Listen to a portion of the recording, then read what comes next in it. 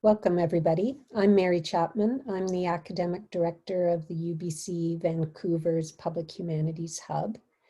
We are recording this event, so we just want to confirm with you that that's happening.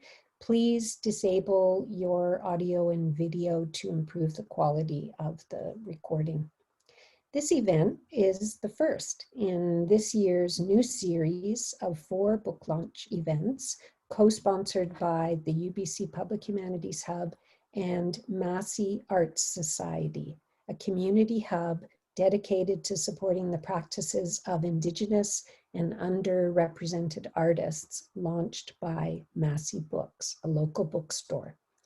Today's event, Massy Reads on Ethics, Rights, and Democracy, is a Public Humanities Hub conversation with UBC authors Joel Bakan and Kimberley Brownlee, moderated by Heidi Tworek and broadcast from the unceded territories of the Musqueam, Squamish, and Tsleil-Waututh Nations. So I want to introduce our panelists and then I'll turn it over to the moderator. Joel Bakan is a professor at the Peter Allard School of Law. His most recent book, The New Corporation, How Good Corporations Are Bad for Democracy, and his new film, The New Corporation, are sequels to his award-winning 2003 book and film, The Corporation. Kimberley Brownlee joined the UBC Philosophy Department as professor a few months ago. Welcome, Kimberley. Kimberley's new book, titled Being Sure of Each Other, was published earlier this year by Oxford University Press. Her past work, for example, Conscience and Conviction, The Case for Civil Disobedience, focused on civil disobedience, punishment, and restorative justice. Our moderator, Heidi Tworek, is Associate Professor of International History and Public Policy at UBC, and she is the author of the award-winning 2019 book, News from Germany, The Competition to Control World Communications, 1900 to 1945.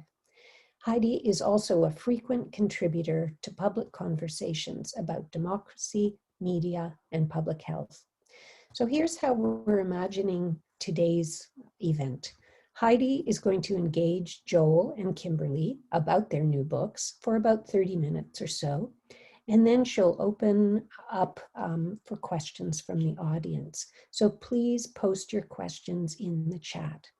If you're interested in buying copies of either of the 2 books discussed today and you haven't already, links to Massy Books and Oxford University Press have been posted in the chat.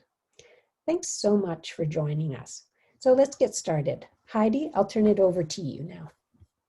Well, thanks so much, Mary, and thanks to the Public Humanities Hub and Massy Books for organizing this event. It was a treat for me already to read the books, but even more of a treat to talk to these wonderful authors about their books, what they were envisaging. And so what we'll do, as Mary said, is I will start the conversation with some questions for both Joel and Kimberley, and I'd ask you to put questions that you have in the chat at any time, and then we'll ask them after this sort of first part of it. So the first thing I wanted to do was, it was a fairly general question for both Kimberley and Joel, because I'm always curious about this, to really understand what gave both of you the ideas for each of your books. So let's start with Kimberley and then we'll pass on to Joel. So the idea for this book started after reading a New Yorker article in 2009. Atul Gawande wrote a very important article called Hellhole, about US maximum security prisons and solitary confinement. And in that article, he talks about solitary confinement in the language of torture, and that has become common. And in reading it, I appreciated what he said, but felt that solitary confinement would be an important issue even if someone did not find it torturous, even if someone had the skills or the training or the fortitude to withstand those conditions. This would be a violation of their human rights because we are deeply social creatures. And so I wanted to flesh out that idea. And then when I turned to the human rights debates, found that there was very little on our social human rights. There's lots on civil and political rights. There's an increasing interest in economic welfare rights, but very little on social rights. And then I thought, okay, here's a book project. Great. And I think even more timely actually with a pandemic that isolates us in different ways. The solitary confinement rather than being for prison is, particularly in some countries with these notions of shielding the elderly, many of whom live alone, many of the points that you're talking about become, I think, even more urgent at this moment. Absolutely. So I think we've all had a bit of a taste of what it's like to be coerced into isolation, to live in quarantine, and yeah, it's debilitating. We start to become depressed, we become lethargic, we struggle to figure out how to behave, and yeah, we're leading slightly socially stunted lives right now, which has long-term repercussions for us. Yeah, and Joel, what about you? What gave you the idea for your book, which you talk about as a follow-up, but I'd love to know why now, what was the spur for it now? Well, let me start with the very end of the process by thanking the UBC Public Humanities Hub for giving me teaching release so I could finish it. And I really am grateful for that, and it made it possible. I mean, what Kimberley talks about in terms of this sort of predominance of civil rights and less about social rights is kind of how I came to this project. I'd finished a book in the late 1990s, which I published with the University of Toronto Press, on why the Charter of Rights and Freedoms was so inadequate a document for actually protecting the real rights that people had and needed. And the conclusion was it's because the way that rights are ideologically interpreted tends to see them primarily as civil, in the sense that you're being protected from government in terms of your fundamental liberty. But the social dimension of rights was completely neglected in charter discourse. And so I started looking at that, and I started to realize that there's so little talk and discourse around how private institutions basically deprive us of our social rights. And that took me to the corporation as the preeminent private institution of capitalism, and to looking at it more as a political institution. So I wrote the first book and basically made the argument that legally corporations have the imperative always to serve their own interests. And they do that at the expense of everybody else's and the environment and all of that. And I likened the corporation to a psychopathic institution. About 10 years after that book and film came out, it was the 10th anniversary of it. I was watching the film as part of a 10th anniversary celebration. And I thought to myself, it kind of hit me like a ton of bricks that there's not much to celebrate here. You know, we made this film and I wrote this book to kind of slay or at least contain the dragon of corporate capitalism, but it's bigger, it's more powerful, it's breathing more fire, it's more dangerous than it ever was. And since around 2005, it's been convincing us and our governments that it's not even a dragon anymore. It's really nice now, and that it's part of the solution, not part of the problem. And so this disjuncture between the fact that corporations were bigger, more powerful, that the problems they created were worse: climate change, democracy's corruption, racial and economic inequality, all of these things were worse. And yet that now corporations were saying, we are the good guys, we're no longer psychopathic, we care about society. I thought, well, I guess the first film and book didn't do the trick. Time to engage in this process again. So that was around 2013, and through a long and arduous process, we end up here today.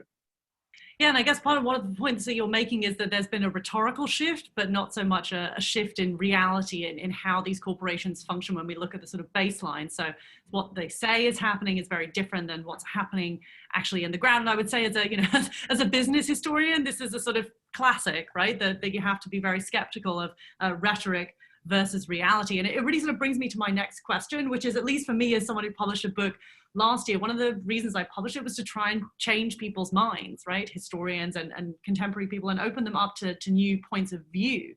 So after people read your book, what types of people do you actually hope will change their minds, and about what? And maybe we'll go to Joel first, because you talked about how there was actually disappointment in how the first book maybe didn't change the minds of the people you hoped it would. So who do you hope will change their mind about something after reading this book?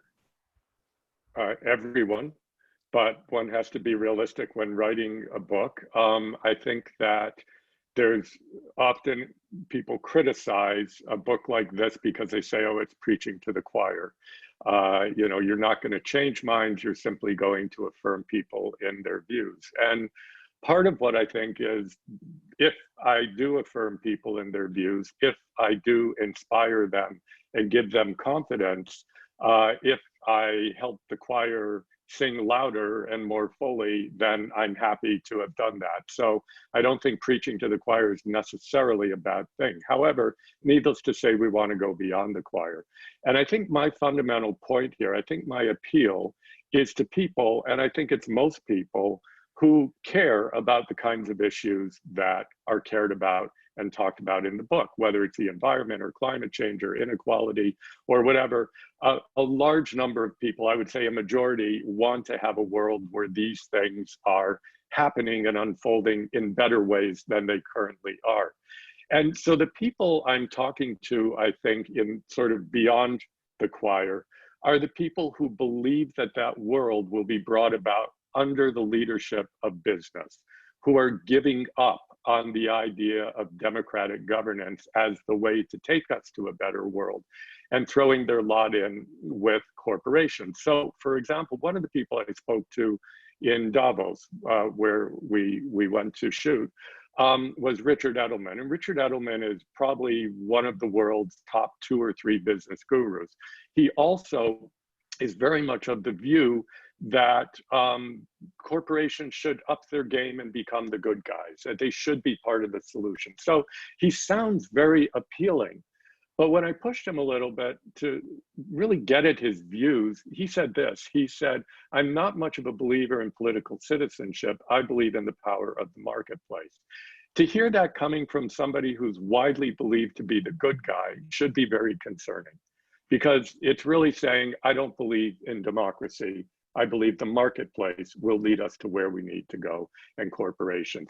So I think I'm speaking to those people who have a desire for goodness in the world, but maybe putting too much weight on corporations to lead us there, because they have to some extent bought into the very powerful and very seductive rhetoric that corporations have been putting out for the last couple decades.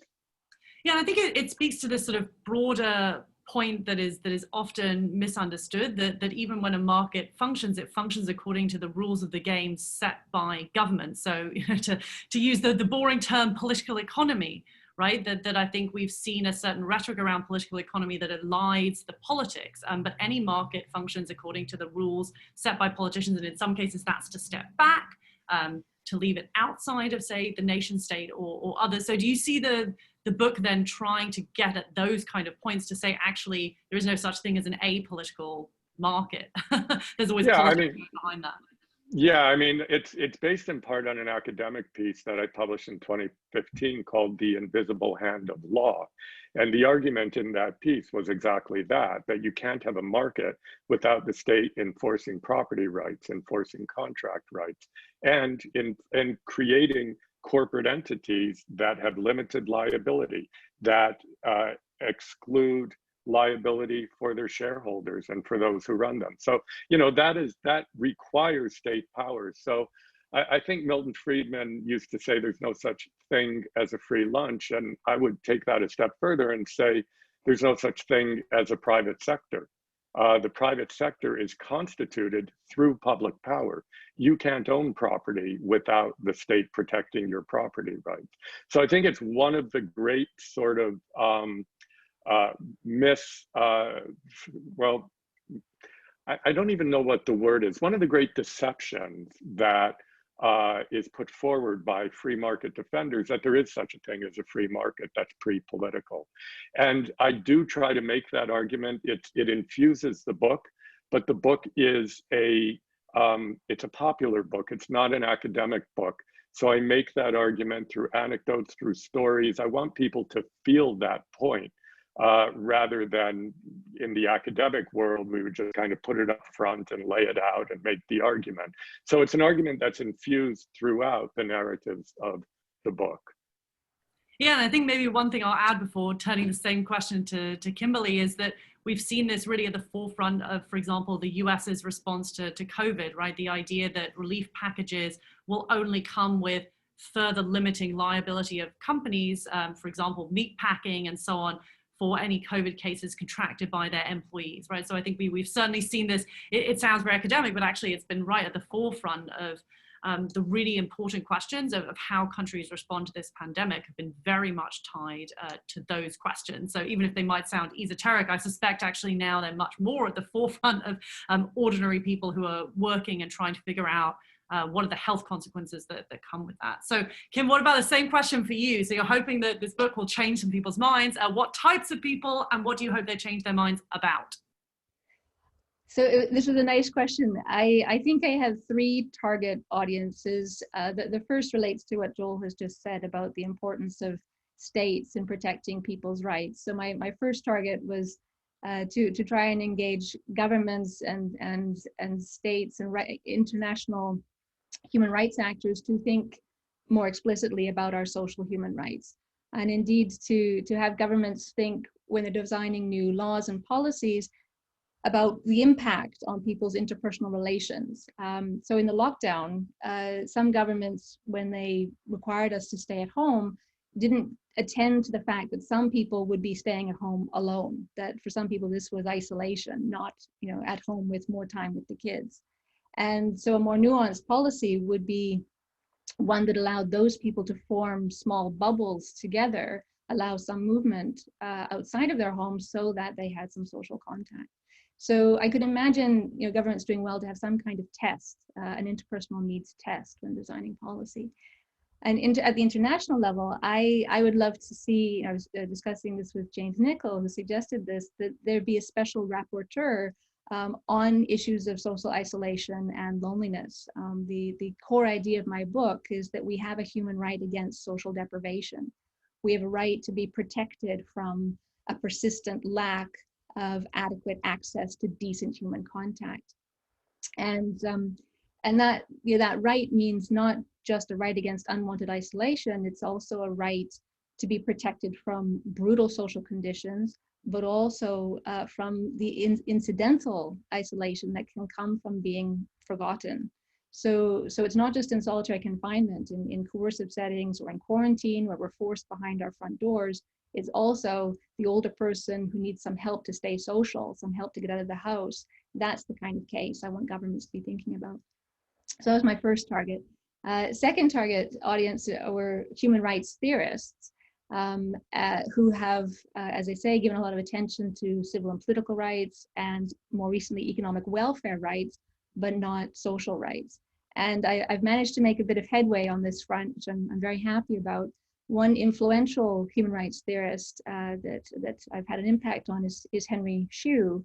He has argued for the last 40 years that we have some basic human rights. We have our collection of human rights, but there are also some rights that are more basic than others. And those are the ones that have to be protected in order for us to exercise the others. And he has argued that our rights to shelter and subsistence are basic. So, without a roof over our heads, without a bed for the night, without clean water and some food, we won't be able to exercise our other human rights. And the thing that my intervention has prodded him to consider is that our social inclusion rights are just as basic. And indeed, he now argues that these rights are more basic than basic. That unless we get adequate access to supportive social contact, not just in childhood, but also as adults, this is a threat to our personhood. Our personhood's at risk. So there is a sort of a growing shift in discussion amongst human rights theorists toward looking at social rights more closely, and I'm very happy about that. And then the third target audience is just readers in general, sort of each of us as an individual moral agent thinking about what we owe to each other as social creatures. Do we have any duty to acknowledge the stranger who bids for our attention on the street? Do we have a duty to ensure those around us have a chance to be meaningful, to be useful. I argue that we have a need to be needed, and that it can be a tragedy and sometimes an injustice if we're denied the resources we need in order to be useful to each other. So. Yeah, and I think this is, you know, it's profound and wonderful when one realizes that one's work actually affected someone else, whether it's a theorist or it's a policymaker or just a member of the general public. That's a sort of wonderful thing. And I have to say, you know, reading your book during this moment when all of the ways in which we meet each other are virtual, you know, I thought it just couldn't be more timely. And in particular, because there are lots of studies that tell us, for example, about the importance of contact with strangers, that actually is very important for our mental health, or even that small acts of kindness, again, are often bizarrely, in some experiments, it turns out more influential and beneficial for the giver than the person who receives. Often if they're small acts of kindness, there's a researcher at SFU who's been doing that research, looking at how if people just donate a mask to someone else, it actually improves their own happiness and well-being. So it couldn't be more timely to think about this. And so I wanted to delve in a little bit more. And I've said, you know, it's so important at this moment when most of our human contact is via screens. And I'm wondering then, has anything about the pandemic actually changed your conclusions or arguments, or is it actually just underscored them? Does our experience in the last few months show even more actually that we have a human right against social deprivation? Yeah, no, I would say the pandemic has reinforced my confidence in my conclusions. One of the meatier claims I make is that Maslow's hierarchy of needs is misordered, that our social needs, our social interests should be on the foundational level, that they're on a par with, you know, just a basic right to breathable air, that you know, that's how foundational they are, and everything else sits above that. And indeed, we won't get the other things if we don't protect our social rights. And it's, you know, it's interesting in the context of the pandemic how many doctors have flagged that the hardest part of their job right now is to watch people dying alone in hospital without their families being able to be near to them and holding their hand. And I think that's, you know, it's not only incredibly difficult for the person in hospital, but it's also equally difficult for the family, the person who's unable to be useful to their loved one, unable to soften the blow, unable to you know, grieve together and support someone as they're passing. So I think in the context of the virus, we've all come to have a better appreciation of the value of 10 minutes of face-to-face conversation, or holding someone's hand, or having a hug, that these are inestimably important goods for us, and we shouldn't treat them as trivial, which is what we tend to do, certainly in the West. Yeah, I think that's right, because I can very vividly remember the last person I had lunch with in a restaurant, the last person I gave a hug to. So it takes the trivial and what would otherwise be unimportant and raises it to show its crucial nature for us. And I wanted to delve in a little bit more, because we've been talking about this need for decent interactions. And in your book, you say the following. So you say, our core social needs include not just our personal relationship needs, but also our simpler interactional needs to have minimally adequate minor moments of decent interaction with non-associates. So I was wondering if you could just tell us more about what makes for a decent interaction. So how do you define that, the decency of that interaction? So an interaction can be decent or not decent in either its form or its content. So the form relates to the manner. If you address someone kindly, or if you address someone aggressively in your tone. In terms of its content, it's really what did you say? And those two things can come apart. You know, you could say something trivial aggressively. You know, you could shout at someone, the door's over there, or you can say something really brutal in content, but do it in a gentle, smiling voice. You know, you're not worth the dust which the rude wind blows in your face, but you say it sweetly. So both of those would be deviations from decency. But there's also the question of context, that sometimes saying something gentle and kind in a friendly way can actually be unkind to someone in a certain context. So if we, for example, if we don't want to have a connection with someone, if we've rejected someone romantically, but we continue to engage in a friendly inviting way, then actually we can be doing more harm than good for that person. If we speak gently and kindly, but say things that are misleading, so tell white lies to be kind to someone, but it has negative repercussions for them, then we haven't actually supported them. So the realm of decency and interaction is quite interesting. The bit that you quoted about so the value of these little moments of connection, there I drew on some work by the social psychologist Barbara Fredrickson, who's based at Chapel Hill. And she argues in her book, Love 2.0, that actually love it's not a persistent bond, it is an emotion, it's a feeling, it rises and falls away, and it is that micro moment of connection that we could have with almost anyone, that brief moment where our brain chemistry synchronize and our heart rhythms synchronize, where you really feel you've understood someone, and that we can have with strangers, and it makes us healthier, it makes our hearts healthier, it helps us live longer and be more social. So I'm going to seize one more question, then I'm going to turn back to Joel. So I'm very interested in online speech, and I do a lot of work in the question of online speech. So I'm wondering, how does this change in an online environment? So what do you think we can do to foster these kinds of decent interactions you describe in this online environment that often seems to push people in the other direction of abuse and hate?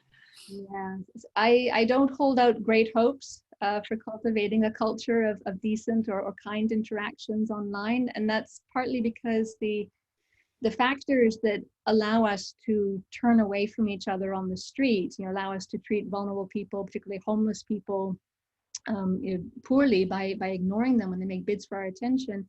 Those factors are amplified online. So one is, when there's no pre-existing connection between us and a person, we can think, I don't owe this person anything. When we're engaging in a behavior that it would seem everyone else is engaging with, we can feel less accountable, and then it becomes a collective action problem. Who's actually going to be decent when we're all behaving poorly? And then there's also the issue of anonymity, that online we can sometimes walk away from our words, and that's true also on the street. The stranger you pass by and ignore, they don't know who you are, and so you can feel less accountable. So I think to try to counterbalance those factors, you can sort of appeal to Kantian ideas of just simply the golden rule. How would we feel if the vitriol we're sometimes sending toward others online came back toward us? But the other interesting idea, again from social psychology, is to look at the benefits of situationism. So we tend to care about and value things which the people around us care about and value. And so if we're finding something morally demanding, if we're finding it hard to be decent and kind online, but we wish we were more decent and kind online, we should surround ourselves with people who are practicing that. And then it's actually it's less hard. It becomes easier to do something that's otherwise morally demanding. Yeah, thanks. And I mean, in many ways, you're talking about this kind of individual level and how this has changed our individual interactions through COVID. And Joel, of course, too, has in his book even managed to insert lots of mentions of COVID. But it seems like in many ways, it accelerated many of the trends that you were discussing. So, for example, seeing that the wealthiest in Canada and the US have garnered ever more financial assets. So it seems like the last few months have not fundamentally then, Joel, changed any of your arguments. So I'm wondering if you do see any ways that COVID, or you also discussed the Black Lives Matter protests, have changed your arguments, or is it just that they have made them clearer than ever, actually? The thing about doing nonfiction work, whether it's film or a book, is that in a way, the job is never done. You're constantly catching up with the world as it unfolds, and you have to make decisions that I'm not doing current events work. So we finished the film, we locked it, which is a very big deal. Locking the picture is the basis of then adding the music and all of that stuff before COVID. And then COVID hit. And myself and Jennifer Abbott, my co-director, convinced the producers to unlock the film, build content in. I did the same on the publishing side with Penguin. And then we locked the film again, and then the uprising in the wake of George Floyd's brutal police killing happened. And again, we had to unlock it and build that content into both the book and film. And the reason why is that each of those events was not just another current event that, you know, we had to keep chasing, because at some point you just have to stop. But each of them was huge in magnitude and also just touched upon every single point that we were making. So when we looked at COVID, for example, we had a lot about climate change and the environment. We talked to Dr. Vandana Shiva about how these pandemics like COVID come as a result in part of too close contact between humans and non-human animals as a result of development, deforestation, climate change. So there's this environmental side. We talked about that. There's also, especially in the United States, you saw the effects of privatization, of deregulation, of lack of a universal Medicare system, all of these things leading to an absolute hash in terms of responding to COVID when it first hit. A lot was made about President Trump's incompetence, and all of that's true, but a lot of it too was the successful assault on the social state that's been underway for 40 years by corporate America. And I say successful in that they have kept health as not a public good, and they've privatized many assets, including things like testing for COVID. So that was a piece that we looked at in the film and I looked at in the book. Another very obvious piece was the racial injustice piece, how COVID in the decayed sort of public infrastructure of the United States, the people, the workers and the citizens who felt the brunt of COVID most were African Americans, were Latinos, were poor people. And so you really see how those who have already been dealt with unjustly by corporate capitalism were worse dealt with when COVID hit. So in all those different ways, COVID really illustrated these points, but it also illustrated some of what Kimberly's been talking about in a kind of positive way, and that is this unstoppable and something that you really can't harness and extinguish, which is humans need to be good to each other, to be compassionate with each other, to love each other, to try to be decent, to try to have decent moments. What we saw as COVID hit and began to unfold was this incredible mutual aid ethos developing, was people helping each other. So while policymakers may not have been good at making sure that people who were alone were dealt with, their neighbors were good. And that was a beautiful thing. And you know, one doesn't know how far to go, but what shocked me was how quickly a narrative about how social values, people's health, lives are more important than the economy just popped up so suddenly after 40 years of being told through neoliberalism that the economy is the most important thing, that capital's needs have to be served and the rest will trickle down to the rest of us. All of a sudden, people were talking about health, about loneliness, about the need to help people, to get them food, mutual aid societies, as more important than the economy. All of a sudden, we were talking about, you know, shutting down the airlines and shutting down the economy because we were trying to protect people's lives, and in particular, lives of vulnerable people. So that was a very positive note. And it was like this momentary kind of pop-up of this deeply humanist idea that neoliberalism had so repressed. And I found that really hopeful. And then I found it hopeful again when people hit the streets after the brutal police killing of George Floyd. And not only did they hit the streets, but part of what we try to do in the film and book is show how the broader injustices of corporate capitalism were being protested by those people. It wasn't just about police racism, though it certainly was about that. But it was about the fact that so much public money goes into police forces while none goes into hospitals, while none goes into social services, while inner cities are allowed to decay. That became part of the narrative. And as one of the people in the film says, and I quote her in the book as well, Dr. Taylor from Princeton, an African American studies expert, she says this was as much a class rebellion as it was a race rebellion. And so that's how we look at it in the book and film. And so there's this really interesting and potentially very encouraging stew that is kind of happening, while at the same time, it seems like we're just going off the edge of a cliff with the US election coming, with climate change, with everything else. So it was that contradiction between hope and despair that really, I think, drives the narrative of both the book and film, and that I'm really, interest isn't the right word, that I'm obsessed with. And it reminds me a bit of another recent book that came out, the Rutger Bregman book, Humankind, which in essence is arguing that our narratives about humans are fundamentally wrong, that actually humans do want to be kind and decent to each other. So he brings together a whole bunch of other studies, including about what happens in places like Katrina, after Hurricane Katrina in New Orleans, that actually what you see, contrary to the media reports at the time, was that the vast majority of people were kind and decent to each other and were not in fact looting, but that the media seized on those negative reports. So in many ways, it seems like both of your books are in conversation with this much broader moment that's trying to look beyond the sort of, if it bleeds, it leads media reports, and to see what's really kind of happening on the ground.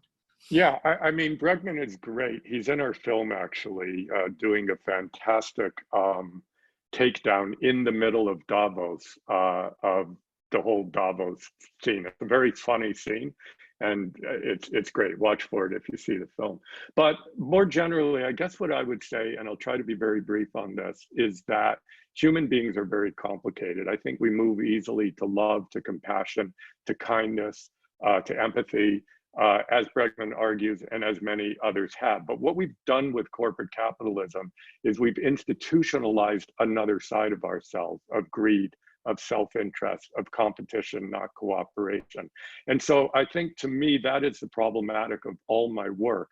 In the corporation, we have literally institutionalized those selfish imperatives. In corporate capitalism, we've sort of more broadly and culturally and economically institutionalized those imperatives. But so the fundamental question for me is, why as human beings do we take our least appealing and least even survival-oriented aspects and elements and create our collective existence in their image, rather than in the image of all those other beautiful sides of ourselves? And I think that is one of the problematics that drives all of this work that I do about corporations.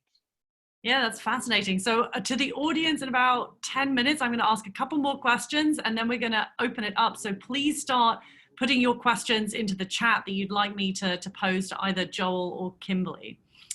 So both of you, in different ways, then, it seems to me you're talking about morality, right? We're talking about sort of human values, and who fundamentally is responsible for that morality. That's actually exactly what you were getting at, Joel. So which bits do we institutionalize and who's responsible for them? And both of you, it seems to me, really emphasize the role of government, whether as what Kimberley calls primary duty bearers for human rights, or as the place to sort of rein in corporations. So I'm wondering then, if we put on our realistic hats, how likely is it that governments take on these roles? And also the second part of this is, do you see particular promise from any particular democratic governments around the world? So I'll pass to Joel first, since we've just been talking, and then back to Kimberley. So one of the stories in the film and book is about the mayor of Barcelona, Mayor Ada Colau.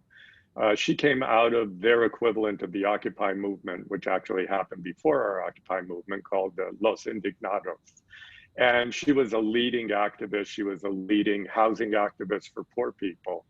And she was one of the early adapters of a kind of idea about participatory democracy that melded activism, progressive activism, with democratic politics, and that challenged activists for their lack of commitment to trying to work within democratic institutions for, in effect, staying in the streets.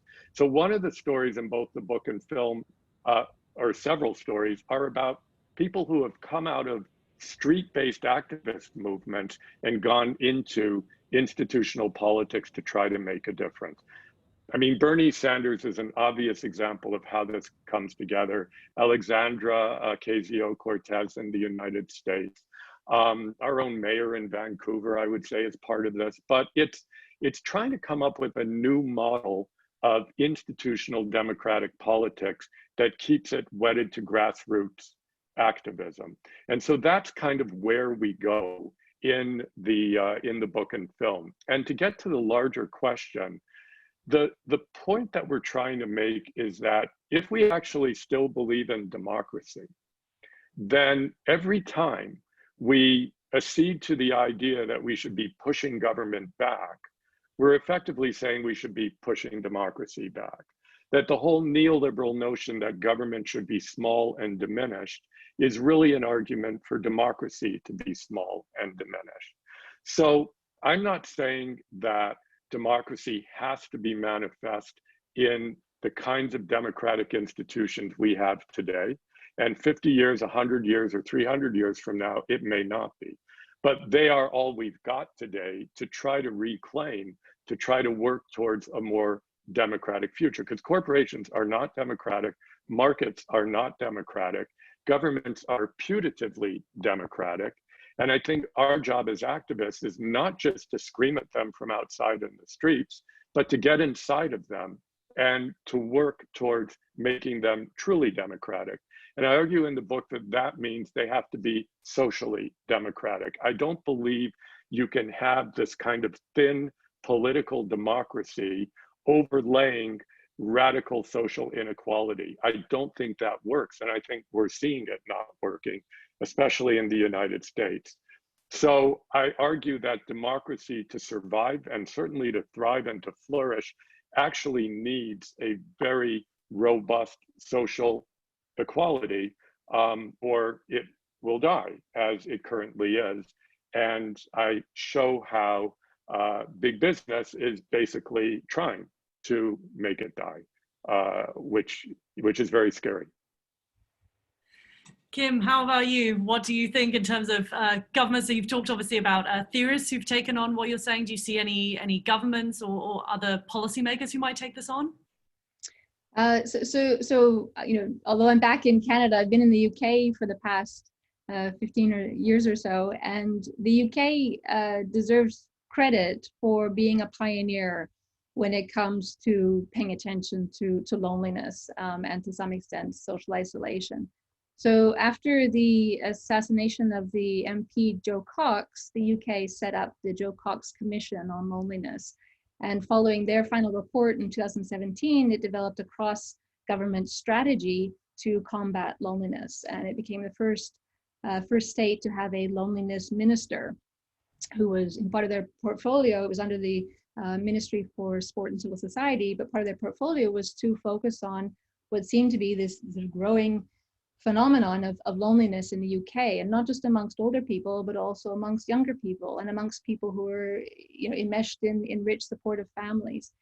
And I think it's very unfortunate that the loneliness agenda has been drowned out not only by Brexit, but in fact, ironically, by the pandemic. And so I think it's telling that the UK Houses of Parliament Joint Committee on Human Rights, it released its report this week on the government's response to COVID, and it doesn't mention loneliness. The UK seems to have forgotten its own loneliness agenda. So there are sort of moments of promise, but it's hard to know to what extent that, you know, it's just following sometimes what's fashionable, but also, you know, sort of what's most pressing, what's most urgent, but forgetting that some of the most urgent elements of, say, a pandemic are, you know, the impact on our social rights and our experience of loneliness. So governments tend to, you know, they pay lip service to human rights. It's still the lingua franca, the dominant way of talking about how to respect people and treat each other well. But when it comes to actually putting your money where your mouth is, governments sometimes cut corners, and even the UK in their cross-government strategy, many of the things they flagged as policies that would be targeted toward combating loneliness were pre-existing policies that they were rebranding as loneliness preventers. That said, there were some interesting initiatives. They had the idea of doctors being authorized to issue social prescriptions. So instead of being given a drug treatment, you were given an instruction to go and attend some dance classes or art classes at the local community center. Of course, those are now all online. They also had the idea of having the Royal Mail Postal Service offer the additional service of knocking on someone's door and just asking, how are you doing? Have you talked to someone this week? And so on. Problem with that policy was that it's opt-in, not opt-out. And so potentially not actually reaching the people it needed to reach. And I would imagine the reason would be money, that to offer it more broadly to those who might have to opt out, you would have to commit. You have to put a lot more money behind where your mouth is. So I think there's always good initiatives and good intentions combined with pragmatic decision making on the parts of governments, and it really is an important role, as Joel was highlighting, that we be activists both outside and within government institutions, that we have a role to play as outsiders, prodding government to do what we want, but also to join government institutions, to be advisors, to even run for office, to make things happen. Yeah, thank you to everybody who's already putting your questions in the chat. Keep putting them in. We'll have lots of time to get to them. I'm going to ask one more as taking my privilege as the moderator. And I wanted to ask a question related to our partner, who's the Massy Arts Society, which believes in multidisciplinarity in different ways. And obviously, we're all talking across disciplines here in what's been fascinating conversation so far. So I'm wondering, and we'll ask Kimberley first, then Joel, which disciplines did you find important for this book? And do you find multidisciplinarity helpful in diagnosing the problems of today? So Kimberley first and then Joel before we open up to these questions. Absolutely. So for me, law, human rights law, very important to understanding the parameters of the debate and trying to find where you could insert new theoretical ideas, but also social psychology. I've benefited greatly from the debates about the nature of belonging and loneliness that are there, because there isn't that debate, or certainly nearly not as much of that debate in philosophy right now. And I hope in turn to prod psychologists to rethink some of their measures, and in particular the UCLA loneliness scale, which is the sort of the gold standard for assessing how disconnected someone feels, but which ignores the fact that we need to be needed. So it has questions in it like, how often do you feel there are people you can talk to? Or how often do you feel there are people you can turn to? But there's no question that asks, how often do you feel there are people who would turn to you? How often do you feel there's people who want to confide in you? And I think to get at the heart of loneliness, those ones are key, because it does matter to us to be valued. Yeah, it gets at this sort of social web that is part of what loneliness is, right? To bring it back to your first answer about social rights rather than just civil rights. So Joel, disciplines, multidisciplinarity, what do you think? Yeah, I mean, technically I'm a legal scholar. I'm in a law faculty, but I've always believed from the start that you can't understand law without understanding how it has an impact on the ground in terms of its effects and how social structures impact it and make it what it is, and political structures. So both from the top towards it and from law towards the ground, social effects are crucial. So I look at political theory, I look at economics, I look at science. I mean, law impacts everything and is impacted by everything. And so I mean, English literature, I find myself history, I find myself just dabbling in endless different disciplines. And I can't even say there's a boundary to what disciplines I find useful. Yeah, thank you. So we're going to start turning towards the audience questions now. So I'll read them out in full. I'm going to start with, I'll get to all of them, but I'll start with the one that's directed at both of you. So this is from Kristen Conrad, who says, thank you so much to the authors and to Massy Books for the session today. And her question is mainly for Professor Brownlee. She's wondering about how the injustice of loneliness and lack of social interaction would answer to a critique like that raised by Kate Mann in her new book, Entitled. She suggests that one group, men in her particular instance, might feel more entitled to power and therefore could unfairly demand certain actions from others. And to connect this with Joel's new work, Kristen is wondering if good corporations may feel the same way, namely a sense of entitlement, either on an organizational level or by individual CEOs in order to justify some of their actions. So is this true? Thanks again. So Joel and then Kimberley. Sure. Yeah, I think it is true. I mean, I think, you know, when I was doing research for this film, two ideas seemed to come at me from people who were at the higher reaches of the big business world. In Davos, for example, one was we genuinely want to do good. The other was we feel that we should be running things. And so there was a sense of entitlement in that we should be determining how climate change is addressed. We should be determining how inequality is addressed. So it was an entitlement to be good, as against, and I guess in competition with, the usual notion in a democracy that social and environmental goods should be led by democratic institutions. So it was very much, and it has been, I think, for the last 40 years, very much about gaining more share over public policy, in effect, by business, by markets. I think that's what neoliberal has been about for 40 years. I think during the era of the new corporation, as I define it, it's a kind of reboot of that idea to say it's not just about selfishness. We are the good ones now, and we're entitled to wear the mantle of good. Kimberley.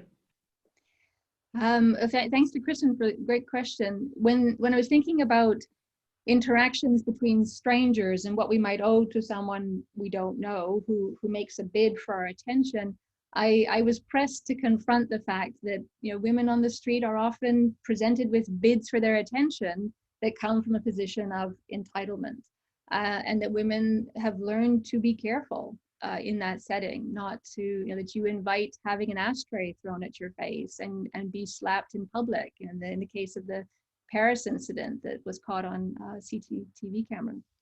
So there is this issue of how to navigate that, and, you know, sort of course the best result is that people, men in this case, lose that sense of entitlement to expect to be responded to in a conciliatory way.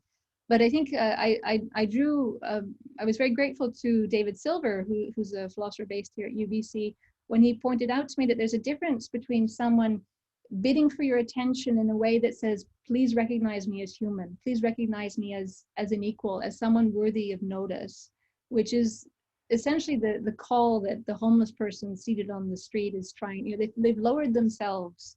They actually put themselves beneath you as an equal. You know, we meet each other as equals to have eye contact. They've already placed themselves somewhat beneath your notice, but asked to be seen as human. So there's a difference between asking to be seen as an equal, seen as human, and asking to be acknowledged as your superior, as someone who has the right to intrude upon your space and approach you in a sexualized way. It's also the same issue arises in relation to transgender identity, that some people who are transgender say that people who are cisgender sometimes approach them with intimate questions, personal questions about their history, with the sort of presumption of entitlement, that I'm allowed to ask these things. Women who are pregnant sometimes have the experience of someone placing their hand on their stomach, as though you've somehow become common property because you're carrying a child.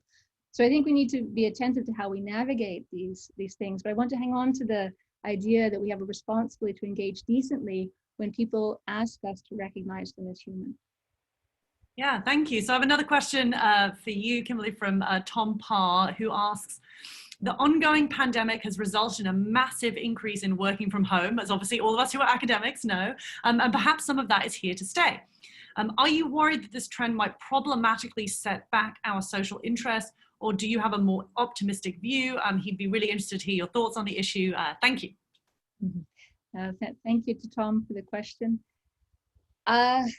I think there are pros and cons. I think there's something irreplaceable about face-to-face contact. There is something, it's elusive. Who knows if our technology can develop sufficiently, become sufficiently advanced that we don't notice, that our brains don't register when we're actually in a virtual setting.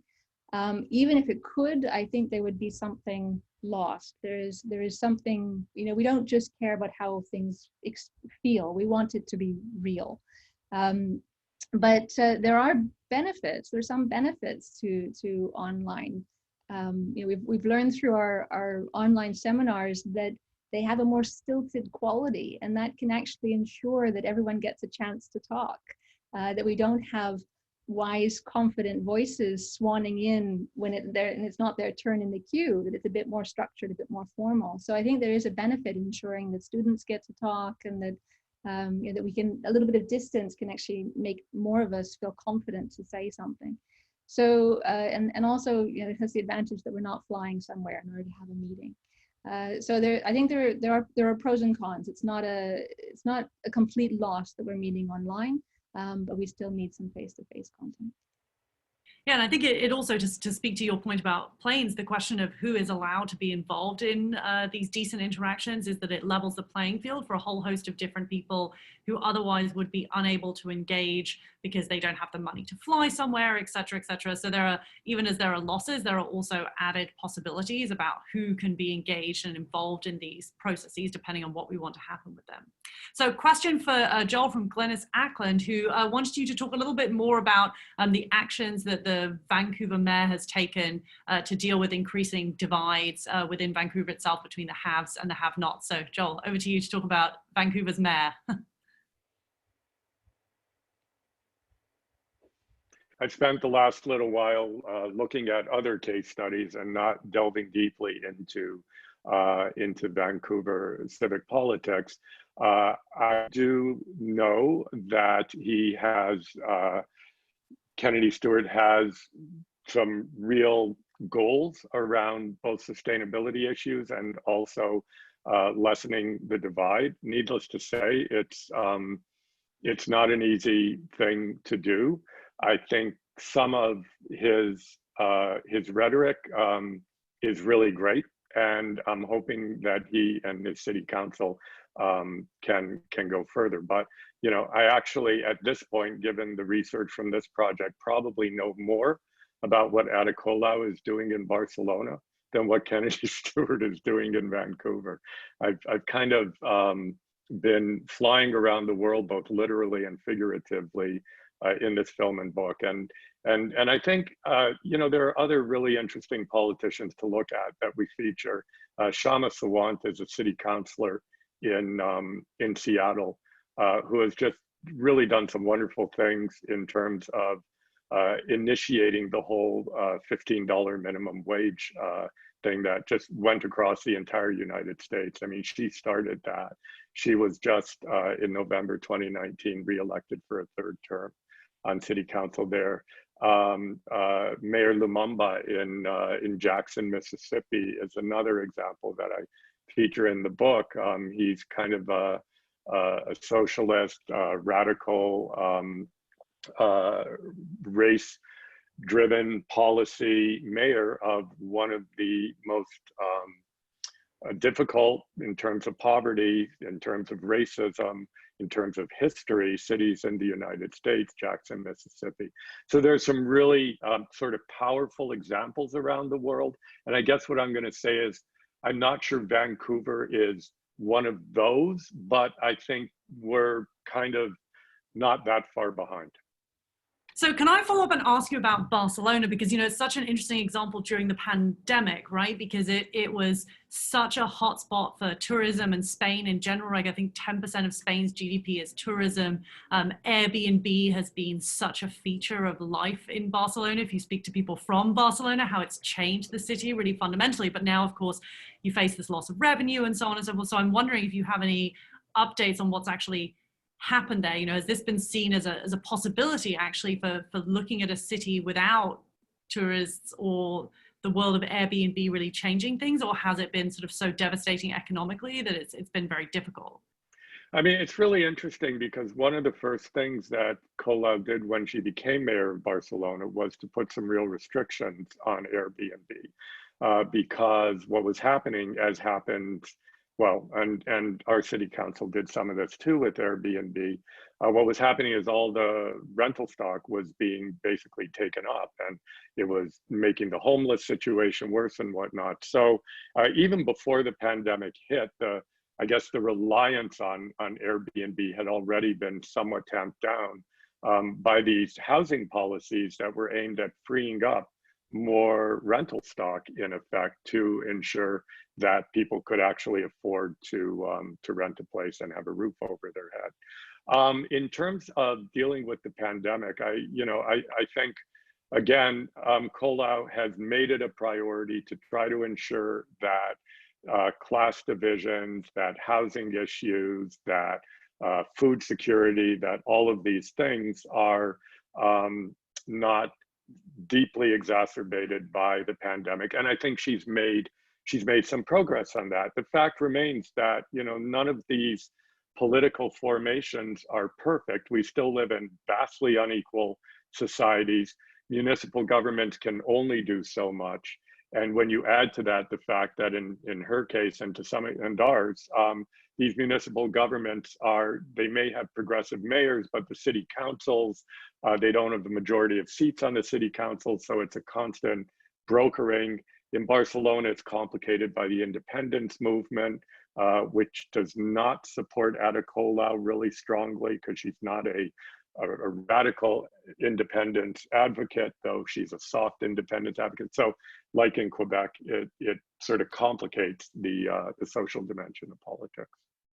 Yeah, and a reminder, if other people have questions, please pop them into the chat. Now there's one from Lynn Smith, mainly for Joel Bakan, but I imagine that Kimberley might have something to say about this. So Lynn is asking, is there a path toward recognition of social rights, for example, to subsistence and housing in Canadian law, for example, under the Canadian Charter? I think that the current Canadian Charter has revealed itself as not that good at protecting social rights. I think theoretically it can. Theoretically, you can make very strong arguments, I think, about Section 15, in particular, the equality provision, and Section 7 to some extent, as having social dimensions to them. And there's some really smart lawyers, including Lynn Smith, who have made those kinds of arguments. And I have a great deal of respect for that. It's very important work. At the same time, the judicial system in Canada has not been all that receptive to those kinds of arguments, whether it's in the context of housing or healthcare or whatever. So it's a fairly blunt instrument. I still am of the view that the best protection of social rights is probably going to come from democratic institutions that are accountable to constituencies who are demanding social rights. I think relying on the courts in a political context where there isn't a strong commitment on the part of governments to social rights is going to be frustrating. And I think it has been frustrating. Kimberley, do you want to add anything to that? Just to comment very briefly on the UK position. So the UK's Human Rights Act from 1998 does not include a right to adequate housing. It does include a right to private life and family life, but that right is qualified. It can be compromised in cases of national emergency, such as a pandemic. But there are rights that protect against cruelty and the arbitrary and inhumane detention. And so it's a question worth exploring, whether some of the conditions in which people found themselves during the lockdown, the forced quarantine, especially if they were in single-person households, amounted to a brutal form of detention. But no, I'm grateful to hear what Joel's had to say about the Canadian context, and I sort of see where my next activist project lies.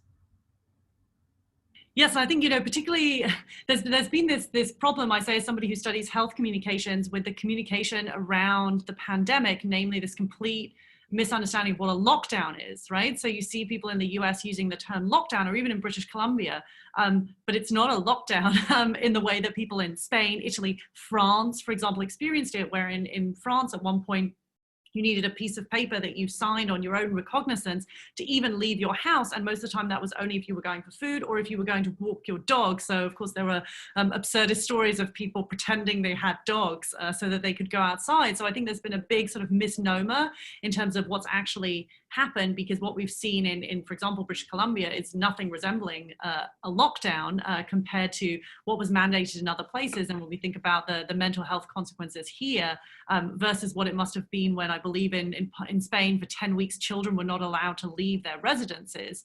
That brings to mind, I think, the way in which those social rights really intertwine with housing rights and so on and so forth. If you are poor and you have 10 people living in a 2-room flat, that becomes a very different kind of question. So we have a question from Adam Khan, and this will be the last question, and then I'll maybe ask one more and then we'll wrap up. So Adam Khan asks, how does a change in municipal policy free up significant rental stocks? So there may be some overlap, for example, between those who, or no overlap, I'm sorry, between those who want to rent short term versus those who want to rent longer term. So what might some change in municipal policy do to free that up? That might be more towards Joel, and perhaps you can draw on Barcelona, what's happened there, to give us a sense of what do those policies to restrict Airbnb really do in terms of short-term versus long-term rental, and also on rental price, something many of us think about in Vancouver. Yeah, I mean, I think Airbnb is a really great example of a kind of disruptor that comes into a rental market and left completely free to do as it wishes.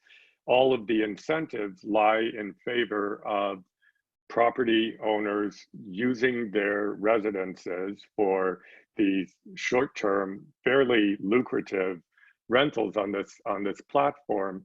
And so your typical basement suite for a UBC student now becomes an Airbnb kind of suite, and that UBC student can't find it, or a single mom can't find that kind of accommodation.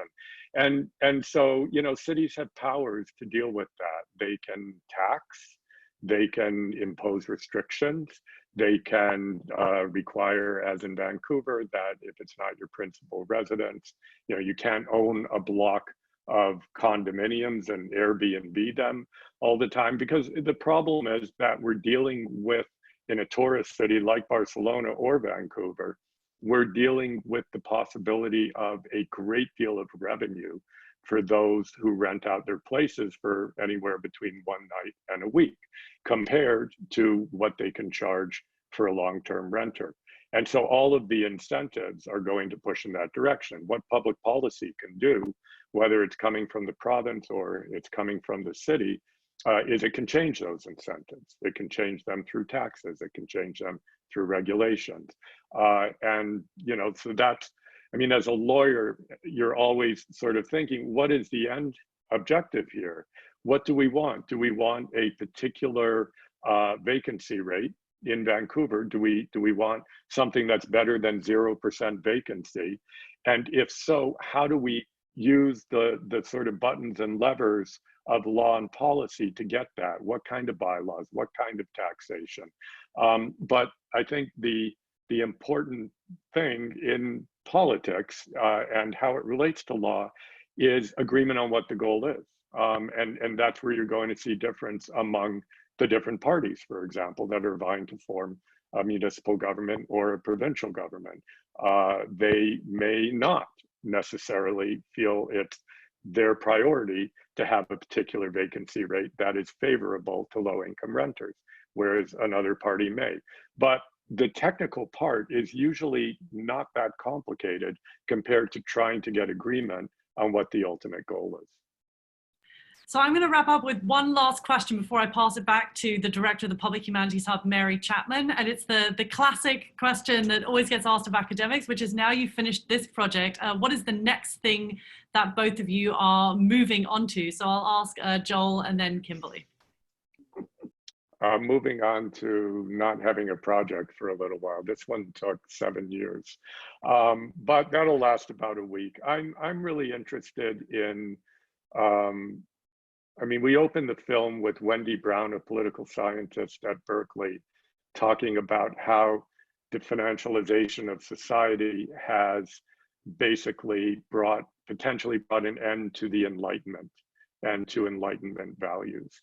And I wanted to open with that for a very specific reason. I believe that while the Enlightenment was highly problematic, you had people talking about freedom and equality while they owned slaves and such, while they were dispossessing indigenous people of their land to create capital. The Enlightenment is highly problematic, but we're still working with those ideas of equality, of justice, of freedom, of beauty, of truth. Those are still our discourse of where we want to be and where we want to go as a society. And I think that we're at this point where we may not be doing that anymore. In other words, I have felt confident through my whole life that the debate was, what is truth? What is beauty? What is justice? What is freedom? What is equality? Not whether we should have those things. And I feel we're at a point where we could be moving into a space where we just leave those aspirations behind. That's my great fear. And so my next project, I think I want to make an argument about why we should hang on to those debates, not why we should hang on to essentialist concepts of what they are, but why, or conceptions of what they are, but why we should hang on to those ideals and continue to try to aspire to realizing them. So just a small project, just a small project. Kimberley, what are you moving on to next? I've got two. So one is to take forward this work on interactions and talk about interactional vices. The idea being that at each stage of an interaction, the beginning, the middle, and the end, we can behave in ways that are vicious or virtuous. So we can ignore someone who bids for our attention. We can behave in supercilious or obsequious ways in the event, and then we can close an interaction in a way that honors each other, or, you know, I'm off to get a coffee and the other person's left hanging.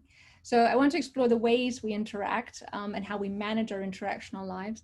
But the other project I have, this is part of a project being spearheaded by Ruth Chang. It's part of a New Conversations in Normative Philosophy project, and I'm engaged in a conversation with Kwame Anthony Appiah on moral revolutions in the context of the climate crisis, and whether we are capable of radically transforming our behavior and attitudes in order to do something about the climate crisis and to stop being the threat that we are being to the more than human world.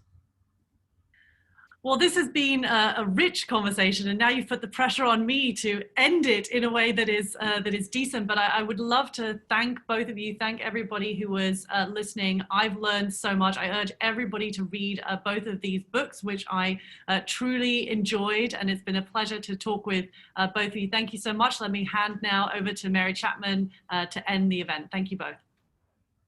Thank you so much to our amazing panelists and moderator for such an invigorating conversation. I really found your questions, Heidi, yielded some really fascinating insights.